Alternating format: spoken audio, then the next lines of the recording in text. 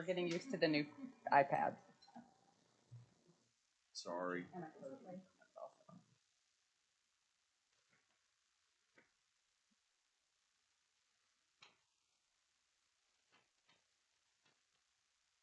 Now we see a motion and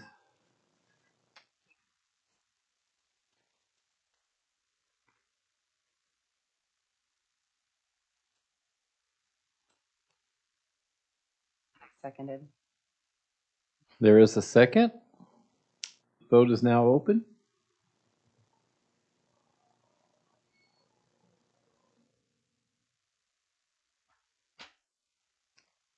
And the motion passes. Agenda item number 3 is discussion and possible action regarding the monthly report and current data pertaining to the Oklahoma County Detention Center from is it Brandy? Brandy, please come forward and thank you so much for being here. Thank you guys for having me.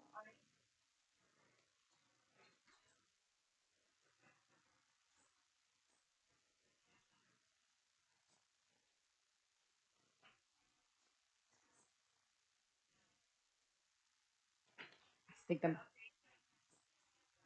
Brandy, could you pause for just a second? We want to make sure that your microphone is on so that everyone who may be listening virtually and in the audience can hear what you have to say. Better now? Yes. Now I can hear myself. That's great. So I'm here to give the report that Greg Williams gave, and I just have a few little updates here and there, and then you guys are free to ask me questions, and I'll do my best to answer them. Some of the things that we're going to talk about is, how do you get that pulled up?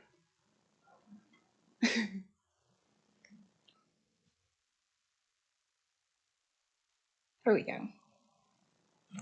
So I'm going to give you an update on our employees and our staffing and what that looks like currently.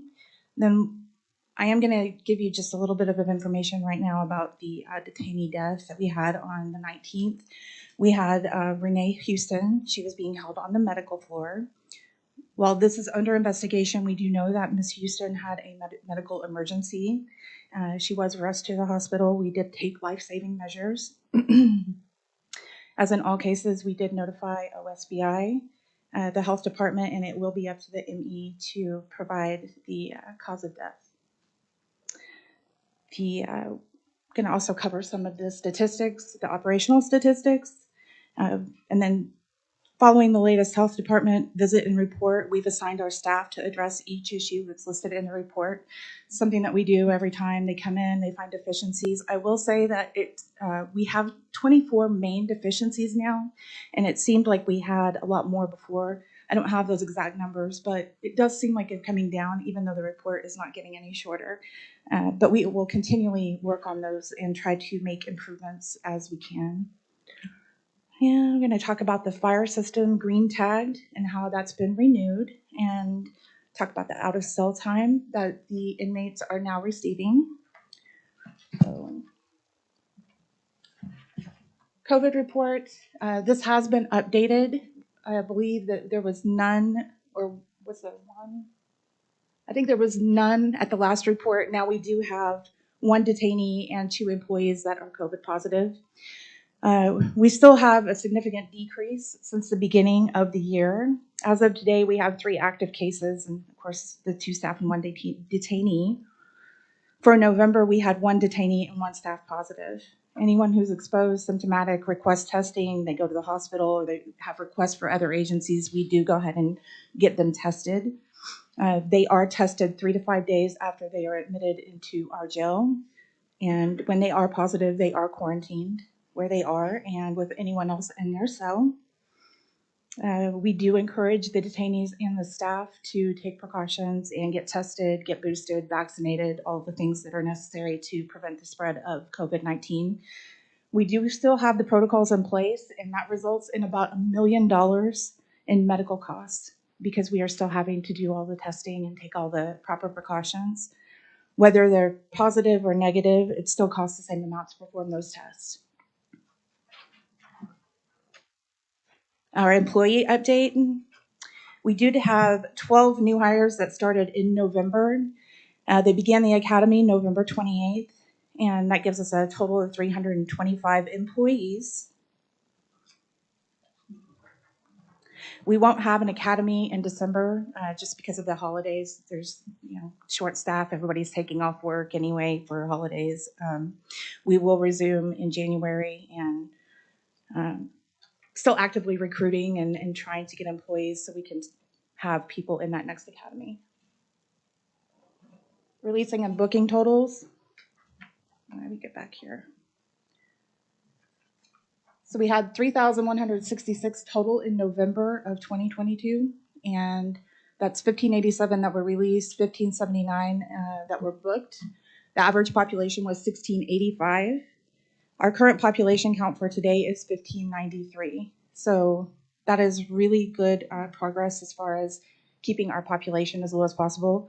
The last time I checked, there was just over 200 people that were DOC sentenced, and so at some point, if we can get them to go to DOC, our population would look really good. Fire control system, this is something that has been a goal of the trust since they took over. They've worked really hard to make sure that we were in compliance. For the second year in a row, it has been green tagged. It complies with all federal and state safety regulations. And they've worked really hard. We have staff that stays on top of things, and we're very proud of them for doing that. Something that hasn't been done at that facility for quite some time. The out of cell time initiative, this is something that we took on to increase the amount of the time that people were out of the cells. As you all are probably aware, a lot of times they were getting out for maybe an hour or two each day, and maybe not even each day. Maybe it was just a couple of times a week. Where I come from, I don't feel like that's adequate time, and I know that the detainees do not feel like that is an adequate time either. And so we took the initiative, we changed some things around. We have unit managers that are staffed on every floor. Of course, we have rovers that are staffed on every floor. They all had offices, and so what I did is I relocated them. I relocated them into the pods themselves. And if you've done the tour at the jail, you'll see the housing monitor bubbles that they call them the bubbles. They're offices that allows people to observe the inmates while they are out on rec. And so that's one of the changes that I made. I moved their offices. So now they can provide more oversight and make sure that they are getting out for rec more. Along with that, there's some cleaning initiatives. So we're enforcing rules with them. We're laying out the guidelines and the expectations and letting them know you will get rec, but you're expected to clean every day. Clean out your cell every day. We'll give you the supplies, clean out your cell. If there's any kind of altercations, of course, that's going to diminish the amount of time that they're going to have. And so far, it is working out really well. There are some pods that are getting out for as much as 6 hours a day, and that is incredible. In fact, it's to the point where some of them are not, they're asking to go back into their cells. So I'm very happy to report that. At first, it was very uncomfortable for both the inmates and the staff because it's new and it's something that it's never been done there before. It's just been standard that it is a lockdown facility. And so, but they're adjusting well. We did have a few altercations here and there and a few little hiccups, but overall, it's been successful, and I'm very proud of that, and I'm proud of my staff for doing that. I know change is hard for anybody, and they're doing a good job. Custody Protect, these are bracelets that are, it's a technology that they can wear to detect their heart rate and I believe their oxygen levels. It's something that we have been looking at for a little bit now. The sensors record the vital signs. They record the vital signs of the wearer and alert the medical staff if there's a problem. The cost, it is a little prohibitive at this time. It's $199,000. Thanks. $199,500 for 100 of them. They'll also serve as a backup to the phone system. So the phone system is what they use to notify central control if they have a medical emergency. Obviously, if you're having some kind of a medical emergency, you may not be able to use the phone. So it's just another fail-safe.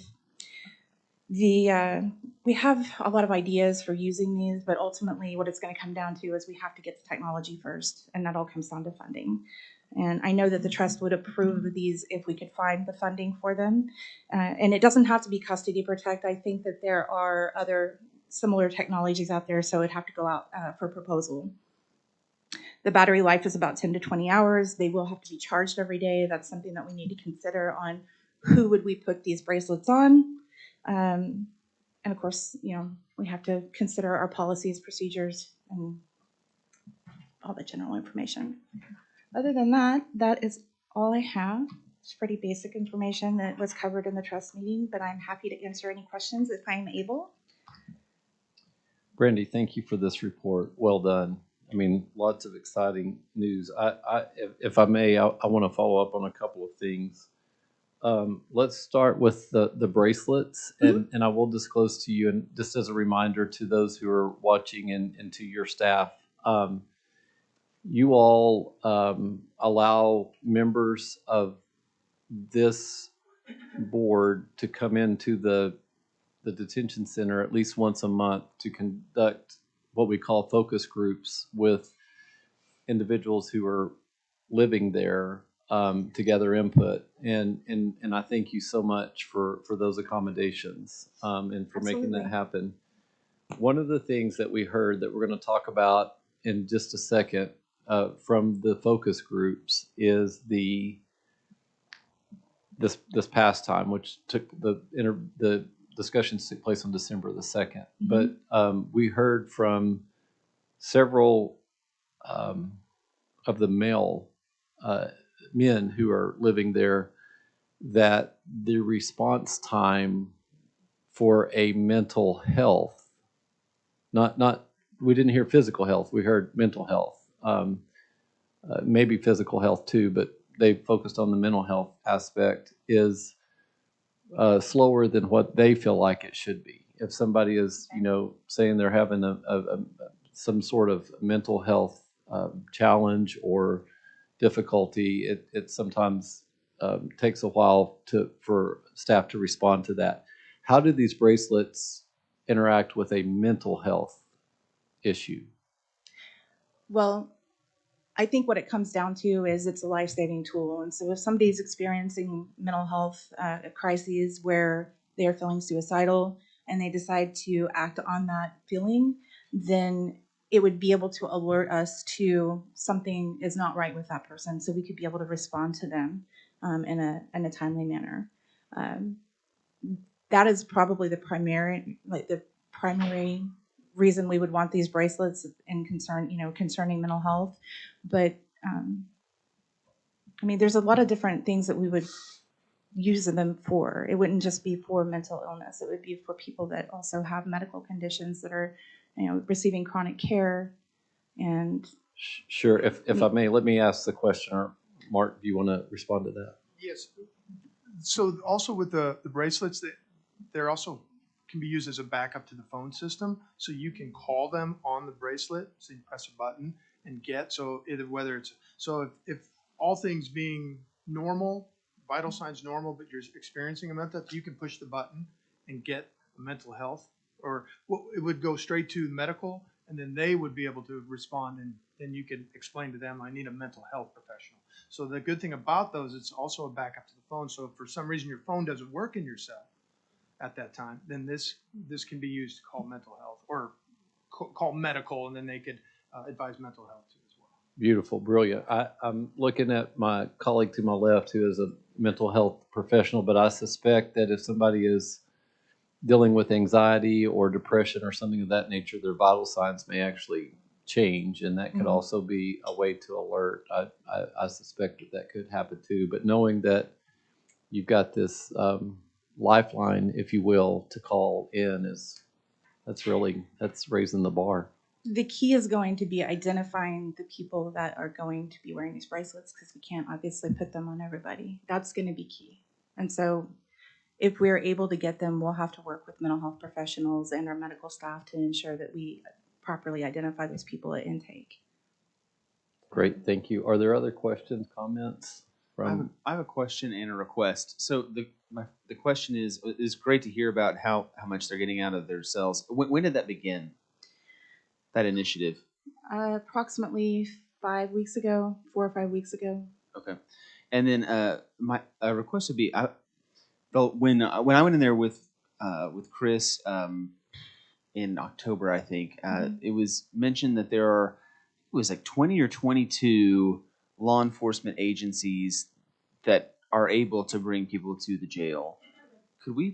Could you send a list or Of the maybe agencies? could you collect that, Lynn? Could you collect that list and then send it out to all of us?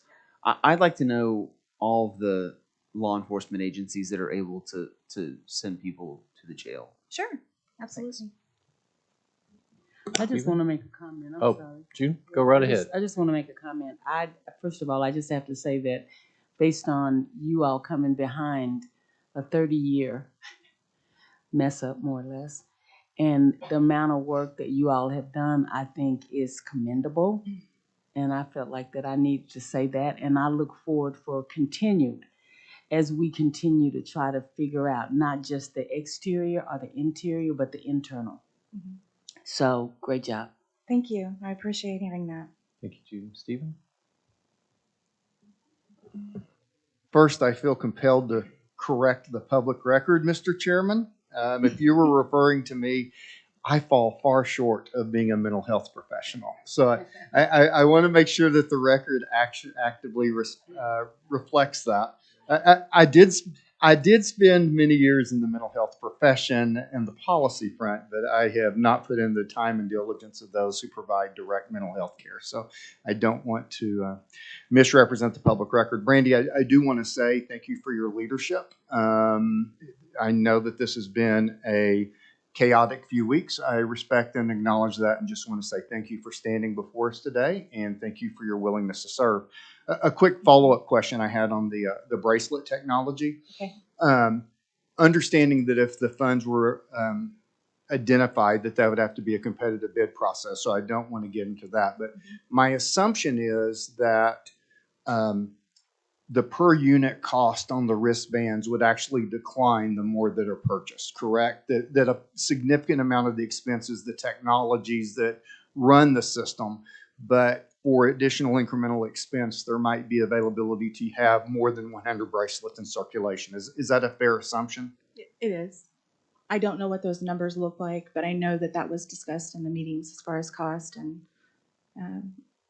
the more that we get, the fewer or the less amount of money it is per unit. Follow up? I appreciate that. And I've actually had some experience looking at those systems and evaluating their implementation.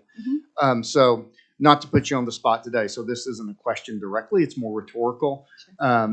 I might argue, based upon some of my experience with incarcerated populations and detained populations, that the demand, especially when you think about the need for a behavioral health consult, might be greater than 100. And if you're confident in replying today, I welcome that. But if not, I would appreciate some insight if the next time you stand before us. I think that's a fair assumption. We did have, I don't have the numbers in front of me, but I can tell you that a significant portion of our population does struggle with mental illness. I would say over 50% safely. Thank you. Additional questions, comments? I do. Yes, Brandy, it's so great to see you, and I affirm what Stephen said. It's just really great to have you here in front of us presenting the report today, and just admire you and your leadership and the work that you're doing at the detention center. My question is in relation to the employees. It's great to see that the number seems to be increasing. 325 employees is a little bit more than what I think we have been accustomed to hearing. And so as Vice Chair of the Recruitment and Retention Subcommittee, I have a vested interest in the employees, and I know that you've worked really hard to continually just improve the employee experience and improve the culture. And so can you talk a little bit about some initiatives that you have in place right now? If you're not prepared for that, that's fine, but maybe next month. I know I would be very interested, and our subcommittee would be interested in knowing, are retention levels higher now? And what initiatives have you put into place to ensure staff feel affirmed and supported in their roles? So I am not prepared. That's okay. I can tell you, among the number of things that I'm working on leadership.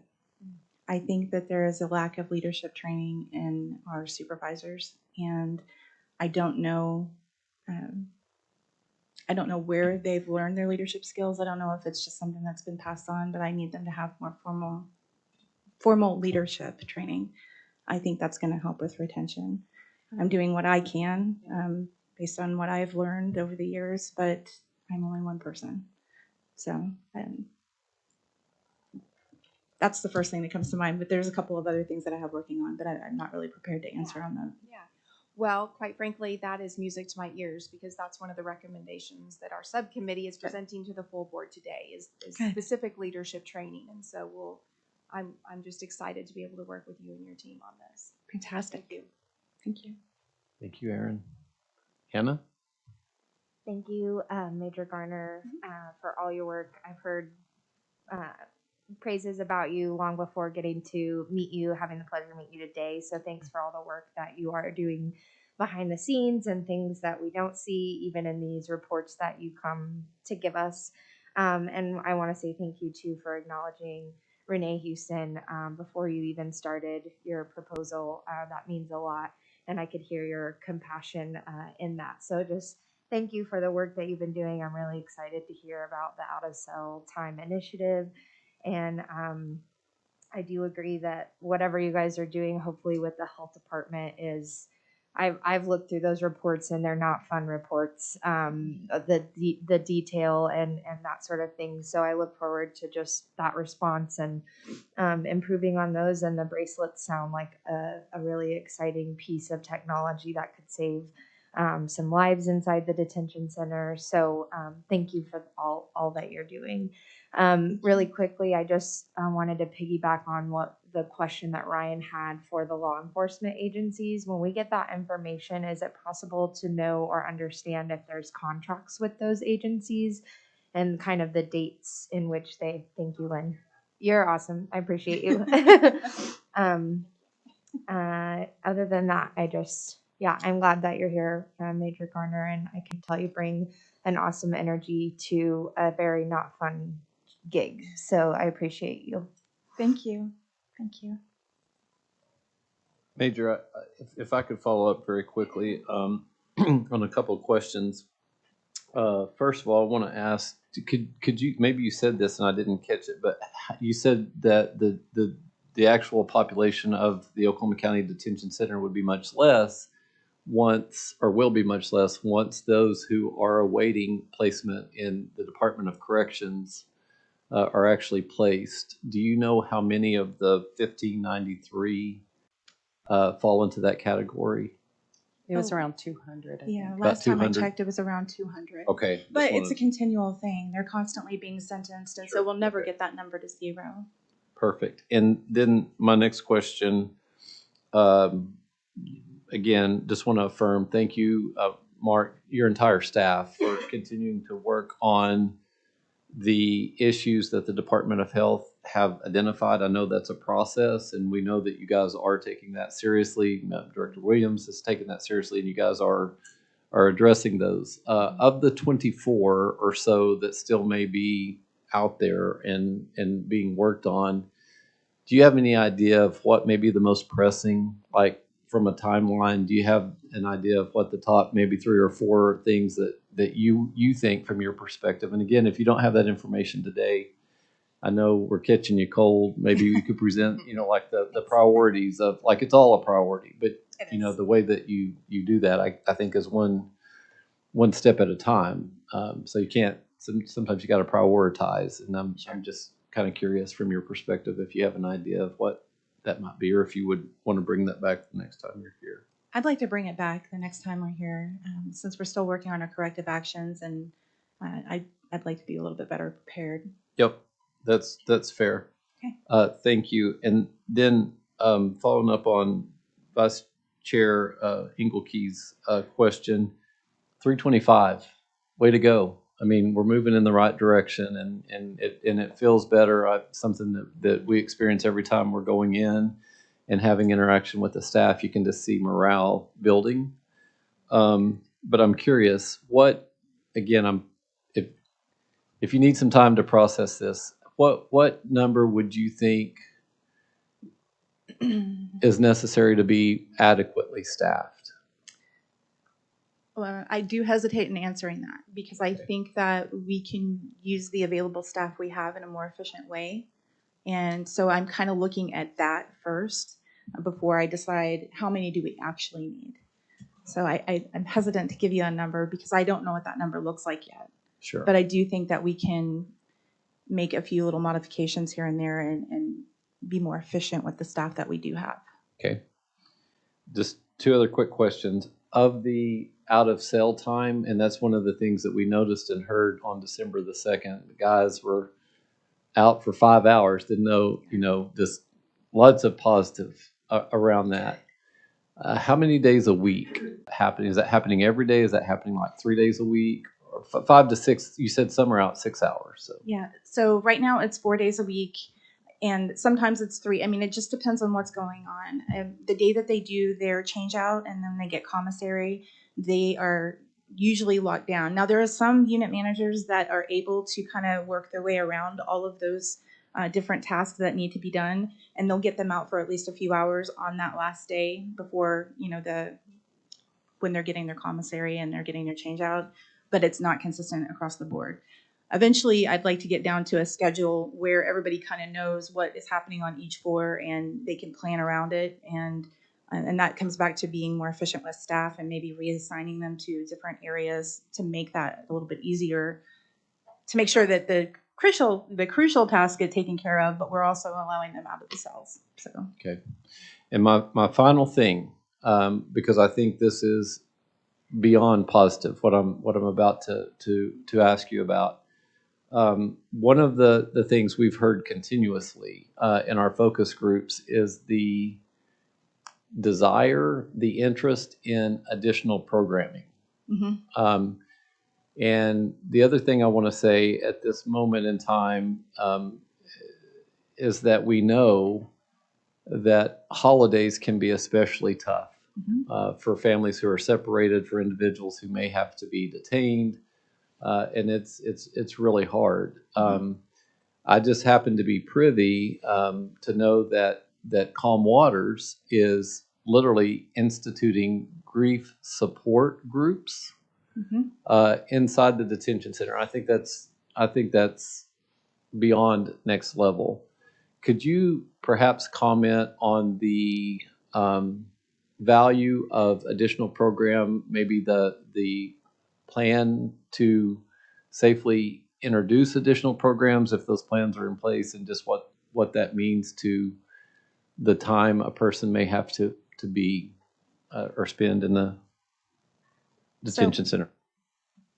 So where I came from, programs were king. I mean, we would do all we could to get as many programs in there, and we were constantly thinking of innovative ways to make things happen and bring in community partners. That's something that I have a goal for Oklahoma County. I would love to be able to bring in community partners and other resources and give those to the inmates and make sure that they have, we're meeting some of their criminogenic needs, right? Because if we're just releasing them and they're not getting any support and they're not getting any direction, then we're just going to end up in the same boat that we're in. And yes, Calm Waters has graciously agreed to come in and provide grief counseling or grief counseling, support groups. And I think that is very important. If you look at any person that is incarcerated in our facility, at some point in their life, they have had trauma. That is the root of everything that is happening in that facility is trauma. And I'm not going to go into a whole diatribe about it, but I think it's very important that we treat that and we look at that and we acknowledge it. And that's kind of step one. But moving forward, I would love to bring in more programs. Obviously, staffing is going to be a concern. We're going to have to be creative about the way that we go about adding in those programs. But I'm committed to doing it, and I'm I'm hopeful for the future. Thank you so much. Can I just add one additional comment? So my team and I spent all day in the detention center yesterday, and quite frankly, it's the beginning stages of introducing our grief support groups. But the point of yesterday was to introduce the idea of grief to the detainees. So in partnership with team and some amazing individuals with lived experience who are partnering with us to provide this program, we were able to meet with, I don't even know how many pods. I mean, I didn't get to stay the whole day, but my staff did. And first of all, I want to affirm how incredible your team was, Thank you. how open and receptive and willing to like adjust and modify and make it work. And secondly, I want to just, and I could spend lots of time talking about this as well, was how affirming it was of the need for programming. Mm-hmm. The detainees in the pods that I experienced, I can't even tell you how many of them said, "Thank you so much for just caring about us, for being here and just caring about us and understanding how much we're going through." I mean, all of them, half of them, I would say, were even like, "Sign me up today. Like, I want to participate in this program now." It was so powerful. There was one particular detainee who said, "The whole reason I am in this detention center is because I lost my child and I spiraled after that and I could never recover." And so to speak to the trauma and the loss that these detainees have experienced is unparalleled. So just want to say that, I mean, obviously I'm a proponent. I know Chris is as well, of the need for additional programming. And I'm just so excited that you all have been open to this in partnership with Calm Waters and team. And we can't wait to see what the future will bring. Thank you.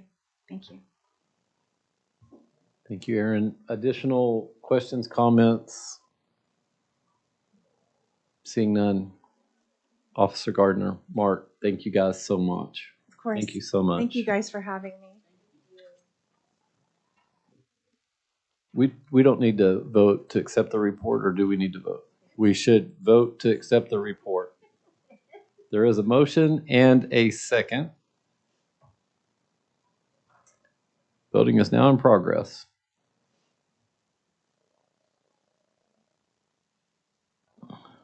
Report is accepted.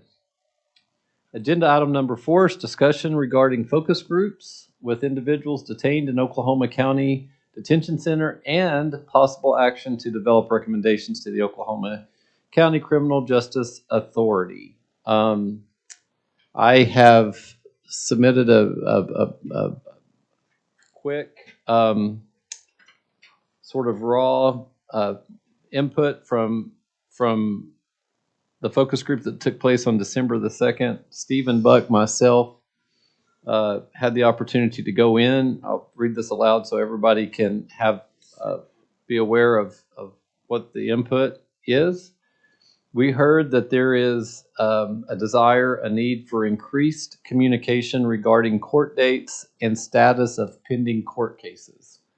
So lots of people said that they would love to have more information just to kind of know the timeline and the details of the case that they may be personally involved with.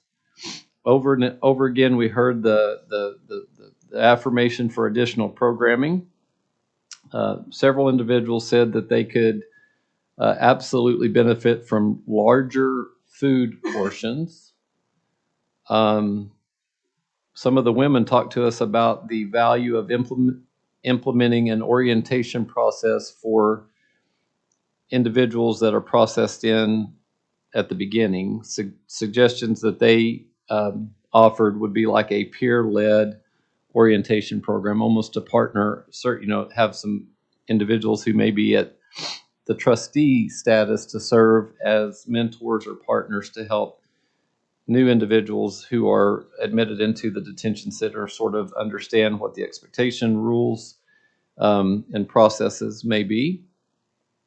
We have heard for several months about a desire for more frequent contact with family members and loved ones As we understand it, everybody is allowed 1 5-minute phone call, free phone call per week. And they said that they sure could benefit from some additional time. And if a person's indigent, that's it. That's all they get. The female participants in the focus group told us that they believe they have adequate access to hygiene products.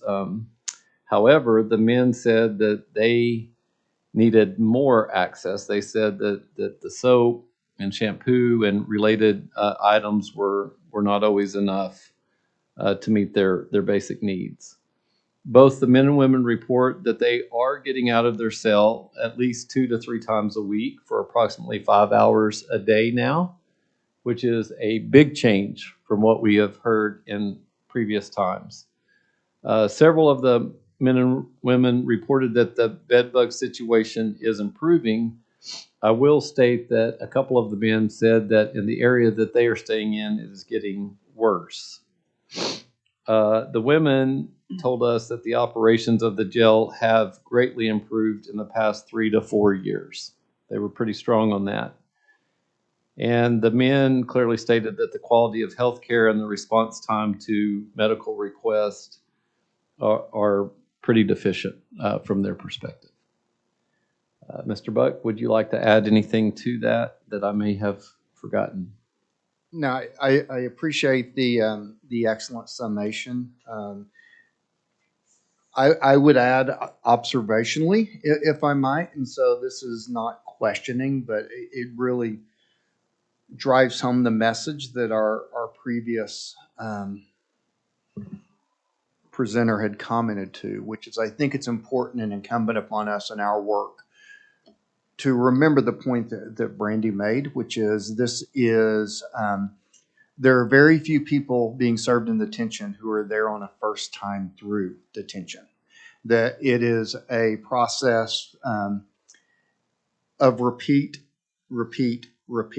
And in our work and in the recommendations that we might promulgate, I think it's important for us. And it was very clear in the individuals we talked to that this was not their first time to experience the detention center. They had been previously, and collectively, I believe observationally, that reinforces the fact that our goal should be to eliminate use, and that starts with aggressive community programming. So many of the observations are spot on. I validate the improvements. They were noted, and they did not have to fish for those. Those were volunteered very quickly on the positives, as were the negatives. But what will resonate with me anytime I do that is the frequent interaction that many of the individuals have had with the system. And it begs the question for us of how do we influence community service, policy, whatever it might be, to stop that cycle. Thank you, Stephen. So in full disclosure, in the open meeting setting, our colleague Hannah Royce has been very diligent to say it's time for the CAB, for the Citizens Advisory Board to, Hannah, I do not want to put words in your mouth, but I want to say how I interpret this, and I appreciate it so much. It's time for us to do more than just gather input. It's time for us to create some official recommendations that we can turn over to the jail trust. And as a side note, I will tell you, I've had several jail trust members say they are ready for official recommendations. And so I thought it might be appropriate if we're ready, if we feel like it, to start that process today of determining maybe from this list and other observations that have been noted in the past 4 or 5 months, official recommendations that we would like to make to the jail trust in their January meeting. We can turn these into a formal recommendation if you would want to do that, and ultimately present those in the January meeting in the official and appropriate manner.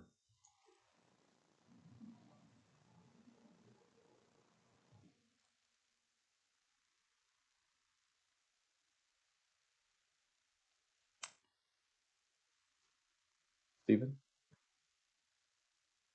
Mr. Chair, I hate to say this, we may need to defer that to further in our agenda, and at some place, the agenda item was discussion only.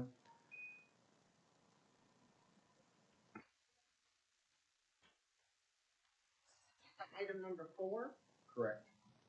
discussion regarding focus group discussions with individuals and possible action. That's okay. Mr. Chair, my apologies. No, I am you're great. remiss. No, Well, no, no, no. we definitely want you to are point it doing out if you notice there's a problem. But yes, we Yeah, can thank develop you. those Thank you for- recommendations. We just need to yeah, discuss thank and you. vote on them. We want to do things the right way, and we appreciate that. Hannah? Eagle Eye Trustee Buck always keeping us on our toes.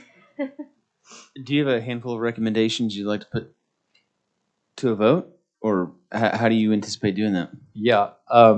So I would say this, like, based on the themes that we are seeing, I would say that a recommendation, potentially, if this board agrees, a couple of recommendations would be, to find ways that we can create greater communication with legal staff, legal representation, and the individual concerning their own cases. I suspect that falls down very similarly to programming, to have staff to be able to create that space for people to meet and talk but I think that we need to do that. That seems to be a source of stress and uncertainty, anxiety, and so on and so forth. So I would say, an official recommendation may be a process to increase communication between individuals residing at the detention center and their legal representation or the courts. I think that we continue on the path, and I think we're all in agreement on this, that that we want to continue to support extended programming, legitimate programming, safe, that can be done in a safe way, but also evidence-based programming would be my recommendation. I think that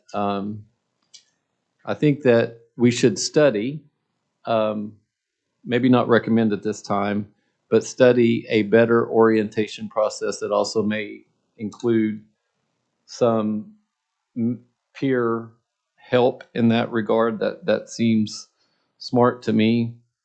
I think that we should recommend an additional time for individuals who are indigent to communicate with their family and loved ones, approved visits. I think that there's a greater need to that. I would recommend that we move that from 1 to 2 times a week in 2023.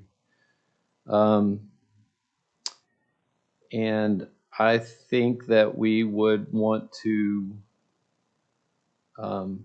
probably find a way to monitor and recommend that the quality of health care and the response time to those needs be improved as well. Those would be my 5 recommendations based on.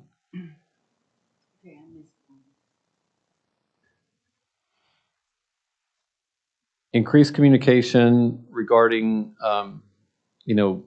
court dates and status of cases, additional programming, additional contact with family members. Okay.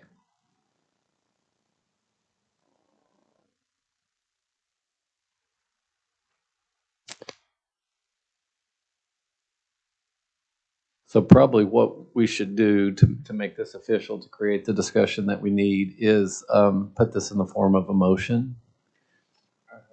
Mr. Chairman, I have a question. Are we, as we give this formal suggestion, are we offering suggestions on how they would implement that, or just leave it, we're saying this is what we'd like to see, or are we saying this is one way that this could be done?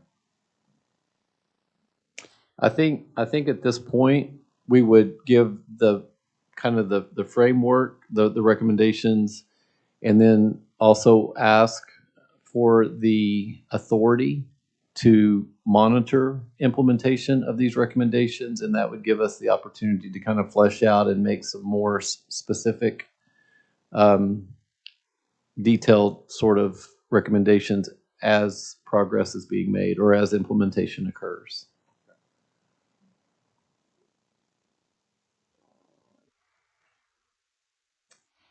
Thank you, Chairman Steele, for putting those together. I would, once we motion that and repeat that again, I would definitely be in support of all of those recommendations going forward into January. I feel like they are sort of open-ended enough that it might be a both and.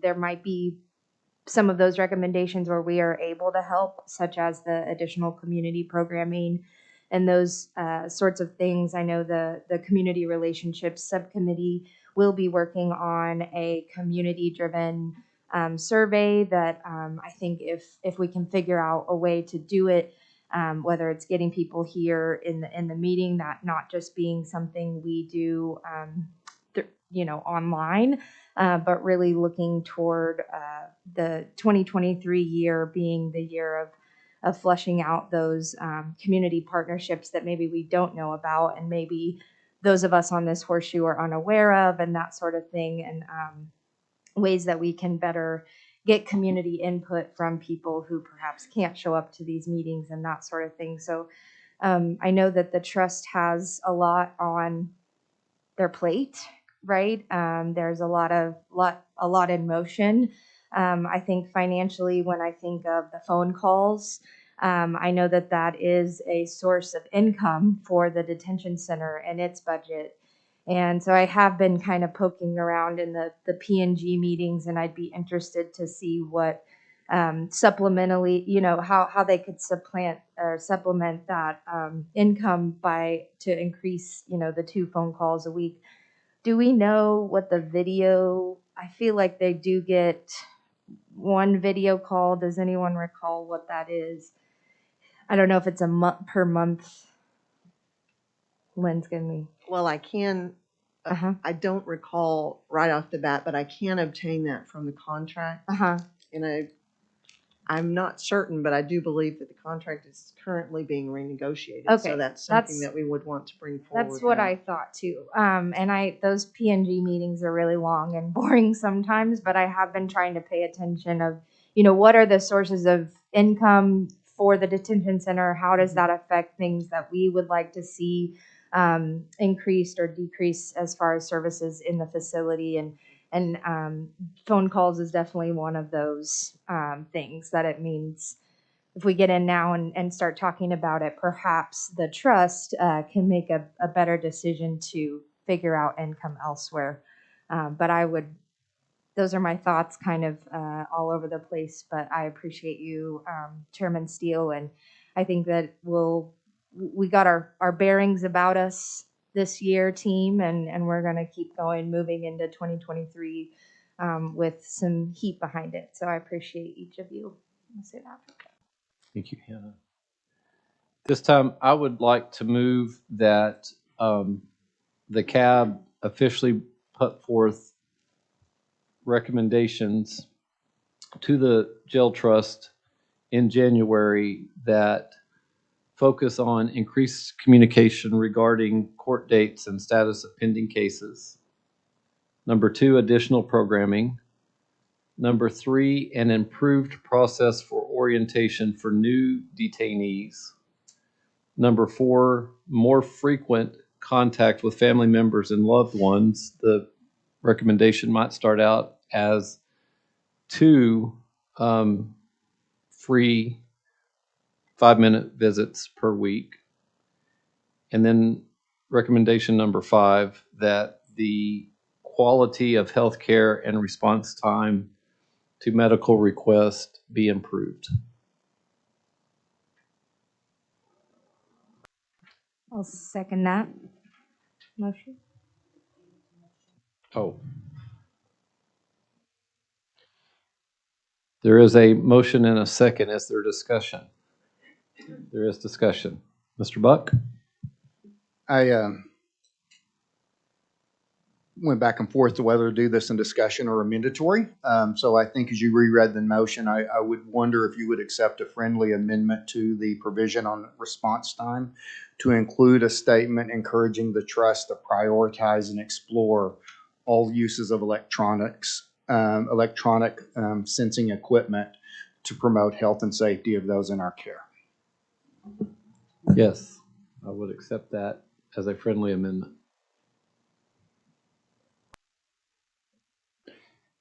Are the members of the board comfortable with the motion that's in front of us? Will there be additional discussion? Seeing none, the vote is now in progress.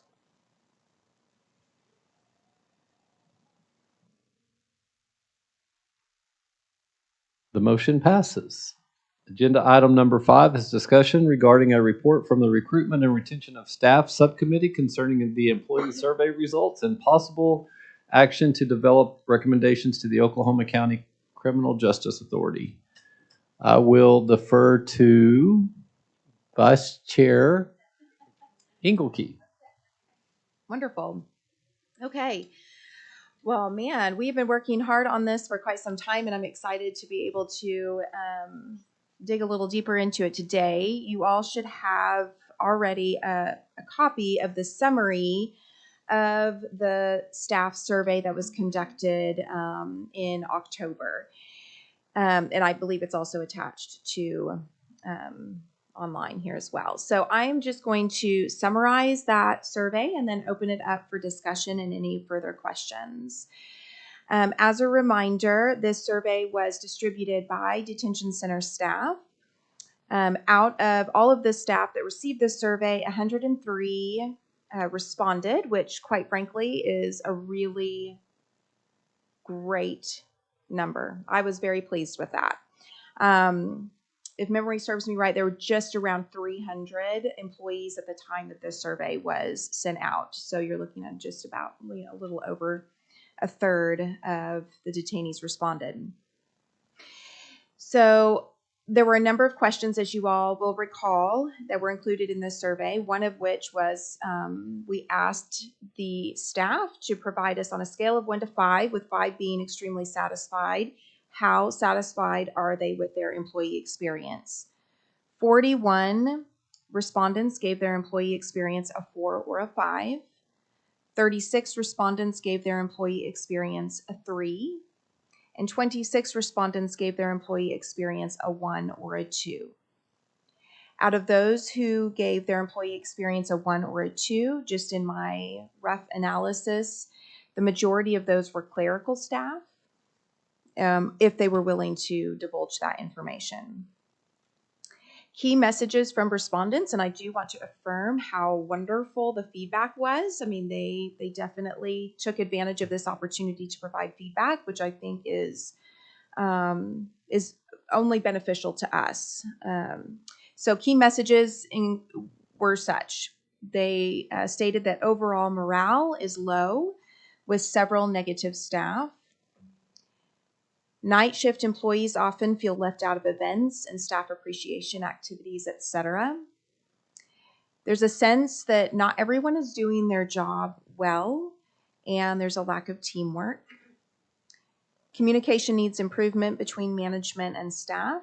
Many felt like they received decent communication with their direct supervisor, but feel as though they need more from upper management. To no surprise, there was more yearning for increased pay and incentives. They really would like more opportunities for advancement and promotions, and probably more than anything, just communication of what those opportunities could be.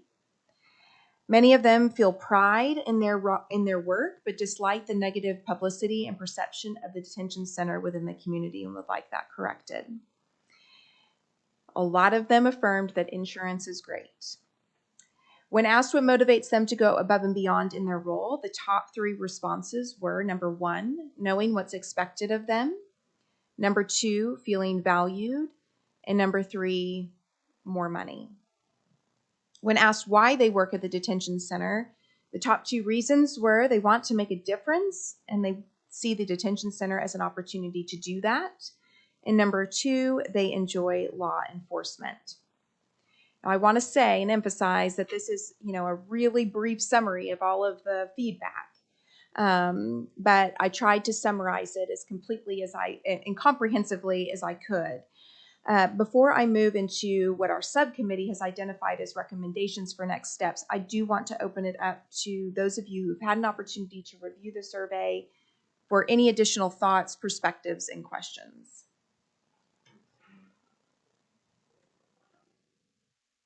Aaron, I just want to once again say I appreciate your diligence, the hard work for this.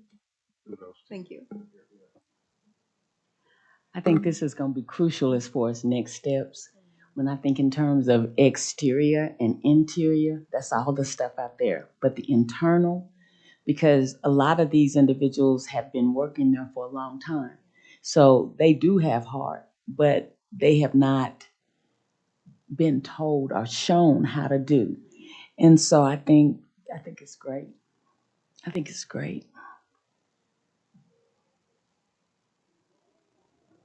I just want to also give kudos. I appreciate all your hard work in this, and it is crucial to all the improvements that we all want to see, not just for the folks living there, detained there, but we know that that is determined based on the culture and the folks working inside the detention center. So I could feel Major Garner's just a little bit of a culture shift.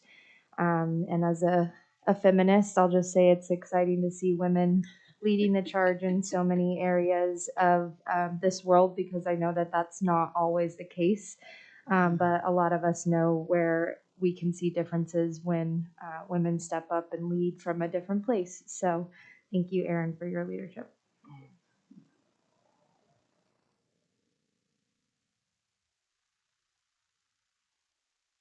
Other thoughts or questions?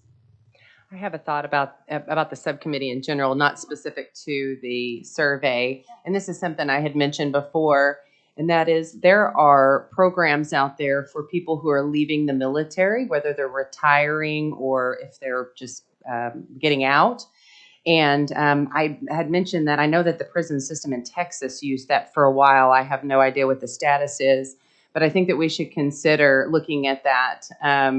Because that could be a very good resource for people who are dedicated, consistent, trainable, who follow direction, that sort of thing. Exactly a lot of the characteristics that we need in this type of environment. So I'd like to ask that whether maybe it'd be the subcommittee or that would maybe research that. But I think we could possibly fill our needs, our employment needs, using that route. Yeah, that's awesome. Is there like an organization? Yeah, or- there actually was an organization. I sent my brother. He's retired Army, and asked him for that information. He hasn't responded to it yet, but I can look for that for you. Great. Yeah. Thank you. Aaron, I would just say that based on my review of the survey results, your summary is spot on. I wouldn't have anything else to add to it. I think it's very comprehensive. And it's also, I'd say, very consistent with organizations that I've worked within. Those are the key things, the top three. It's pretty consistent. Yeah. Yeah. Well, with that, I'm going to highlight what our subcommittee has put together as recommendations for next steps, of which we would like to carry forward to the jail trust at their meeting in January. So we have 4 specific recommendations. Number 1, to provide leadership and character training for supervisors, to include tools for understanding emotional intelligence, management skills and tips, as well as self-care. As I know many of us around this table are leaders, we understand the importance of knowing what to do. And as we heard from Major Garner, it's her presumption that a lot of the individuals that work at the detention center just have never been taught how to lead and manage well. And so to me, that is, paramount. We just need to start there. Number 2, to establish a regular schedule of employee appreciation events and activities. To my knowledge, there is not a regular schedule, and I think that staff like to know what to look forward to. And so I think developing some kind of schedule, and wouldn't have to be elaborate events, but just little things throughout the year would be welcomed. Number 3, to create a self-care support and professional development plan for all staff. So again, making sure that the employees that work at the detention center are able to take care of themselves. Because if they're no good to anybody if they're not good, right? And then also having a professional development plan that they can aspire to know when will I receive additional training, when am I up for a promotion, those kinds of things. And then 4, to solidify the purpose and direction of the detention center for staff and communicate it often. So like when you walk in the courthouse, before you go through the security line, I don't know if you've noticed this, but up on the wall it says heroes work here. Like, how empowering is that?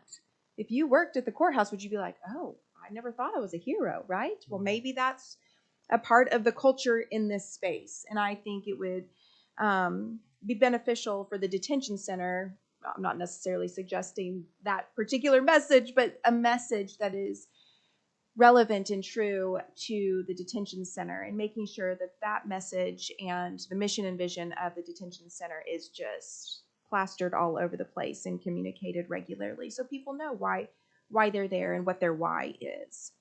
All right, those are the 4. Any thoughts or questions on those? I have a question. Do we have a formal suggestion program or problem resolution process in place for the employees? And if so, can you speak to that? So I know that there is an employee feedback like box, something to that, like a suggestion box.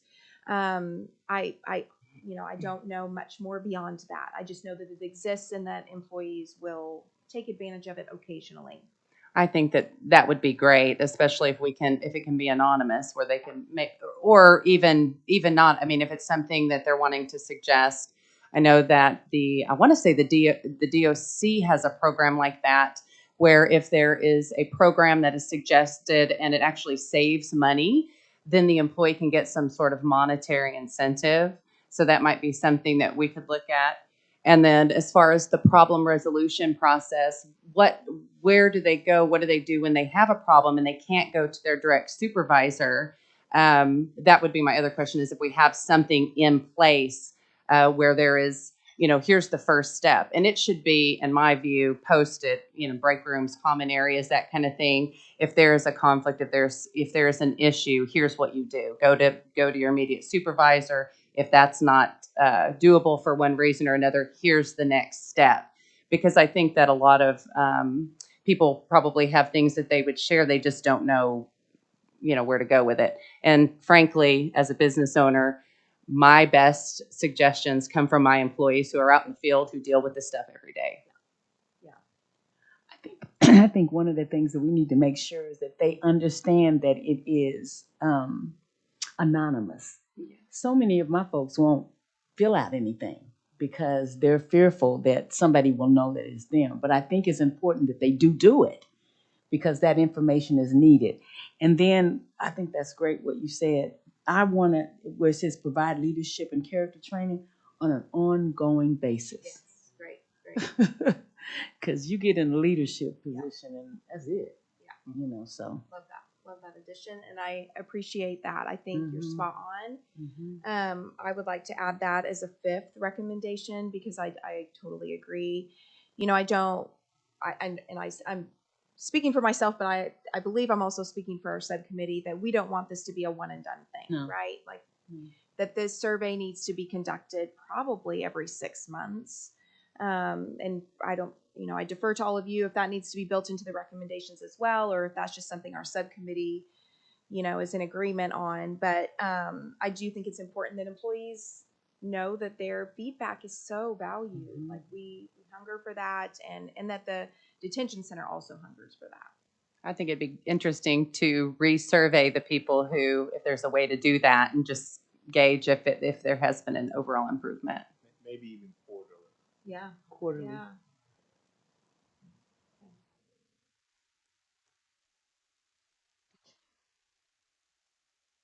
All right.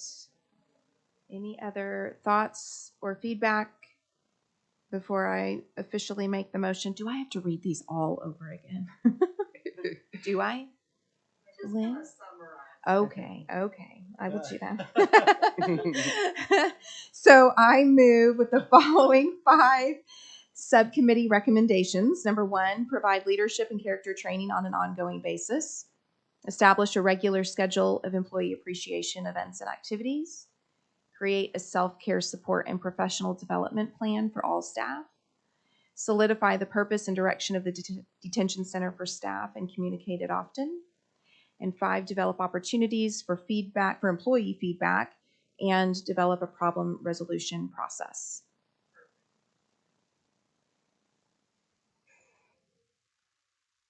Motion has been made and seconded. Is there additional discussion? Seeing none, the vote is now in progress. Phenomenal. And the motion passes unanimously. Guys, we're cooking with Crisco. I mean, getting stuff done. agenda item number 6, Hard. discussion and possible action regarding a report from the Community Relationship Subcommittee. All right, we are meeting again in January next. And by that time, I hope to have more of a fleshed out idea for potential survey questions to be discussed amongst the subcommittee.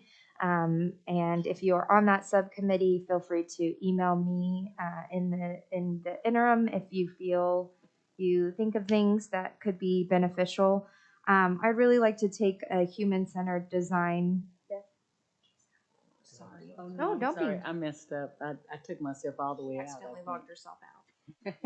I'm Figuring sorry. out new technology. Don't be. No. All of this smart technology. June could do anything. Whatever June needs, she can have. And thank you, county staff, again for all your diligent work with all these meetings. I do not envy you, as I've told Michaela many times.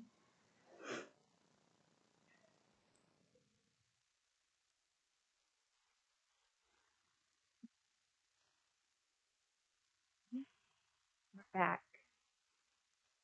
And I think, Chris, we're cooking with lard, not stuff. That's right. Anyway, in Southeast Oklahoma, that's always That's a right. good That's right. Uh-huh. So, some of you may or may not know what human-centered design is, but it is a way of gathering research, and I do think that for our community relationships as it pertains to folks with lived experience, as well as their families and friends and other communities we know are impacted by the criminal legal system and the detention center, we could figure out a way to, in addition to the digital survey, and I'm going to speak with Miss Lynn over the next 30 days or so before our next community relationships subcommittee, but I would like to explore a focus group or a listening session or potentially something where we are going to the community that we're serving to talk to them.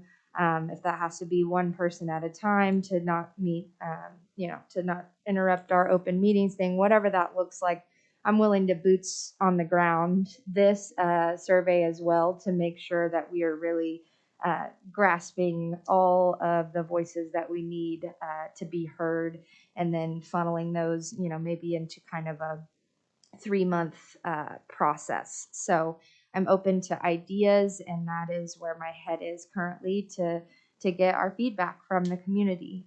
So I appreciate any feedback you all may have and insight to how to get that. So appreciate you.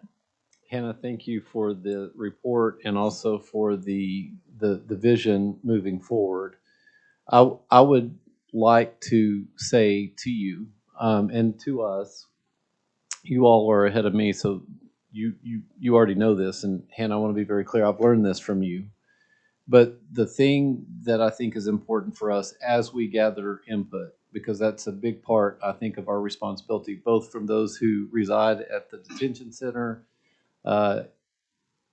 communities that are disproportionately impacted, and the community at large, staff, administration, county officials, all of that. The thing that I'm learning as we gather input is that it is so important, this is what you taught me, that we take a minute to tell those who are talking to us what we've learned from them so that they can hear it back.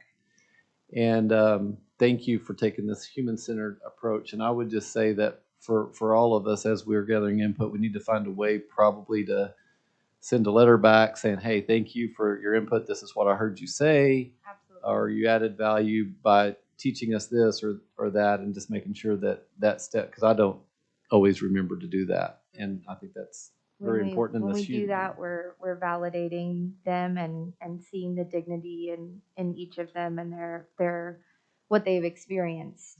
So I appreciate that, and I think that there's just so much value around us that it just takes us to kind of funnel and be conduits to getting that information out. And I know that there are folks who would want to sit up here that need to be heard from. And so whatever we can do to do that, I think I heard something the other day, I can't remember who said it, and I don't want to misquote it, but these are urgent issues, but they cannot be handled urgently, right? So we are not just rushing into things, don't get me wrong. I want to put recommendations forward and those types of things, but because things are urgent, but if we handle them too urgently or with too much urgency, we could miss some voices. We could miss some really important stuff. So want to note that. Thank you, Hannah. Then do we need to vote to accept the report, or is this kind of just an update? I think it's just an update. Okay. Got it. Hannah, thank you so much for the update. Agenda item number 7 is discussion and possible action regarding a report from our Policies and Procedures Subcommittee. And Chairman Buck had to step out. He has a sick kiddo, so we'll send lots of love to them. But our Policies and Procedures Subcommittee will be starting the evaluation of the policies in January that are focused on those related to the living conditions in the facility, which were kind of our priority established in our prior Policies and Procedures Subcommittee. Because there are so many policies and procedures we could dig into, that is the one we prioritize. So Chair Buck asked me to pass that along. Thank you, We Hannah. also added a member. Yes, thank you, Ryan. You did add a member? We did add a member to the Stacy policies. Coe. Stacy Coe, yes. Wonderful. Yes. Congratulations. Yeah, That's thank a you great for that addition. reminder. Ryan. Yes, she's a great addition. Great. Thank you for that update, for that report. Agenda item number 8, discussion and possible action regarding a report from our Operations Subcommittee. And I have nothing to report. I could not find my notes from that meeting, and I don't think it was there wasn't a whole lot discussed in that meeting anyway. But so I have no report. Okay. All right. Thank you, Ryan. Appreciate that. Agenda item number 9 is discussion and possible action regarding general CAB recommendations to the Jail Trust. We've kept this on here because we want to make sure that we're transforming into official recommendations the work that we're doing. I feel like we've accomplished this with agenda item number 4 and number 5 today, and I have no additional discussion or action on this agenda item unless anyone sees fit. Seeing none, agenda item number 10 is that our next scheduled meeting will take place on Wednesday, January the 25th at 9:30 a.m. So it's That 9:30. date is Did we not correct. Yeah, because it's on top of the I- community relationship. Yeah, I think it's actually January the 11th. It's the 11th, yeah. Yeah, because Thank the you. subcommittee, the subcommittees that I serve on, we meet the 25th. And we meet the 25th as far as, Yeah. don't we, Hannah? So I think the just 25th is to clarify, Oh, this is good. January 11th at 9:30. That's okay. No, So no. 9:30 is going to be our regular time. Yes. I'm So- sorry. No. You don't you dare apologize. It's I'm been a- sorry. I only checked it 76 times this morning to make sure that it It- wasn't 9. I didn't check it at all, so I got here at a little June, before 9. listen, You're Okay. doing That's great. okay. So we are correct, January 11th at 9:30. And I Okay. did notice that everyone was here pretty much by about 9:15, so I think that works a little better, what you chose. Thank you for the correction. So just to be clear, our next meeting of CAB, Citizens Advisory Board, will be on January 11th, Yes, the second Wednesday of the month is your 2023 at 9:30 a.m. Perfect. That's why we put that in there. Agenda item number 11 is the announcement of our next scheduled Citizens Advisory Board meetings, and unless these meetings are canceled between now and then, it looks like get this right.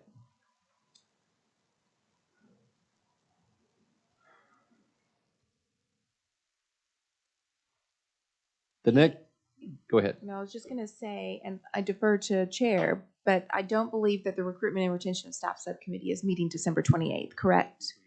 Right. So our next meeting is, as I mentioned previously, the 25th at 9:30 of Perfect. January. excuse Perfect. me. Perfect. Just a reminder, I didn't get a form.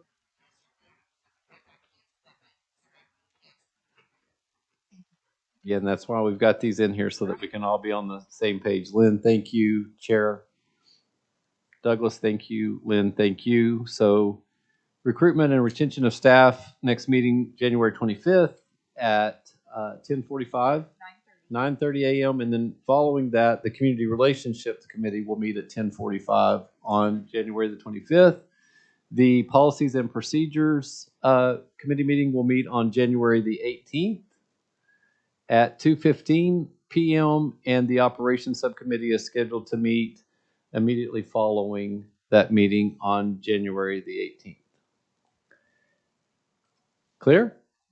Okay. Listen, guys, I want to say as we close out this year that a highlight for me in 2022 is the opportunity to serve with you. And I appreciate your commitment. I appreciate your leadership, your involvement, that how seriously you take this. I love the fact that it does feel like that we were focusing on the voice, the value, and the perspective, the human dignity of those who are most impacted by our Oklahoma County Detention Center. It feels like progress is being made. I would also say at this moment in time that I am personally very appreciative of Greg Williams and his service and his leadership. I think that he has improved so many things and created a foundation to build upon. And I'm very, very excited about the future. And just want to say thank you to all of you and wish you all a very happy, merry, and healthy holiday. With that, I would entertain a motion to adjourn. There's a motion and a second. The vote is now in progress.